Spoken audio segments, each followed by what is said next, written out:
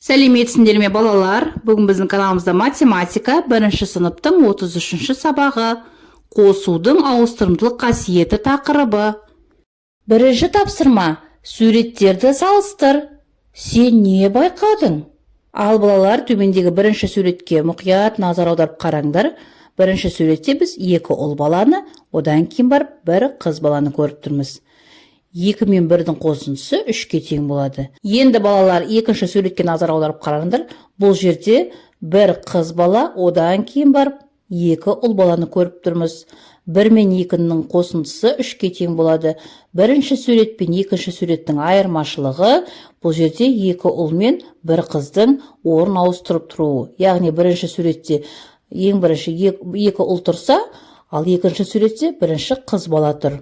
Демек, бұл қосудың ауыстырымдылық қасиеті деп аталады. Өйткені балалар, 2 мен 1-дің қосындысы да 3-ке тең болады, 1 мен 2-ның қосындысы да 3-ке тең болады. Балалар, мына ережені жаттап, естеріңе сақтап алыңдар. Бірінші өрнекте бірінші қосылғыш 2, ал екінші қосылғыш 1. Қосындының мәні 3-ке тең болып тұр. Екінші өрнекте бірінші қосылғыш 1, екінші қосылғыш 2. Қосындының мәні 3-ке тең болып тұр. Демек, қосылғыштарының орнын ауыстырғаннан қосындының мәні өзгермейді. Балалар, бұл ереже қосудың ауыстырымдылық қасиеті ережесі деп аталады. Жұптық жұмыс екінші тапсырма: суретте және сан кесіндісінде қосудың қалай орындалғанын түсіндір. Қосудың ауыстырымдылық қасиеті орындалды ма? Балалар, төмендегі бірінші суретке назар аударыңдар. Бізде 4 баскетбол добы және 2 футбол добы тұр. Осы қатарда екінші суретке назар аударыңдар.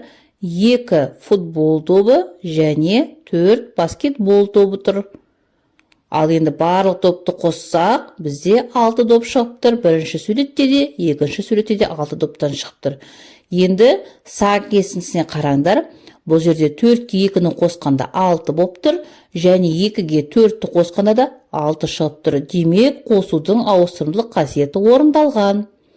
Енді төмендегі доптарға назар аударыңдар.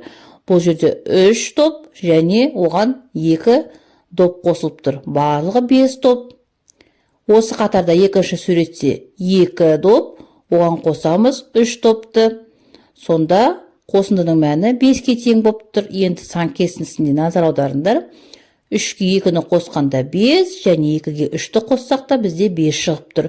Демек, бұл жерде де бізде қосудың ауыстырымдылық қасиеті орындалған. Өзіндік жұмыс үшінші тапсырма: мысалдар қалай құрылған түсіндір.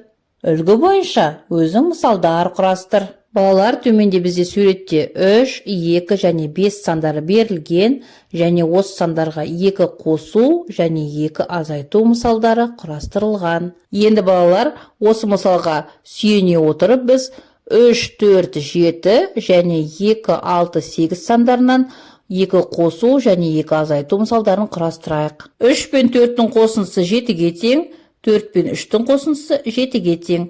Бұл жерде балалар, қосудың ауыстырымдылық қасиеті орындалып тұр. Енді осы өрнекті тексерейік. 7-ден 3-ті азайтқан кезде 4, 7 мен 4-тің айырмасы 3-ке тең. Келесі өрнек: 2 мен 6-ның қосындысы 8-ге тең, 6-ға 2-ні қосқанда 8 болады. Бұл жерде де балалар, қосудың ауыстырымдылық қасиеті орындалып тұр. Енді осы өрнекті азайту амалымен тексерейік. 8-ден 2-ні азайтқан кезде 6, 8-ден 6-ны азайтқан кезде 2. Математика күнделікті өмірде. 4-ші тапсырма: суретке қай қосындылар сәйкес келеді? 4-ші тапсырмада балалар, бізге А және Ә нұсқасы берілген.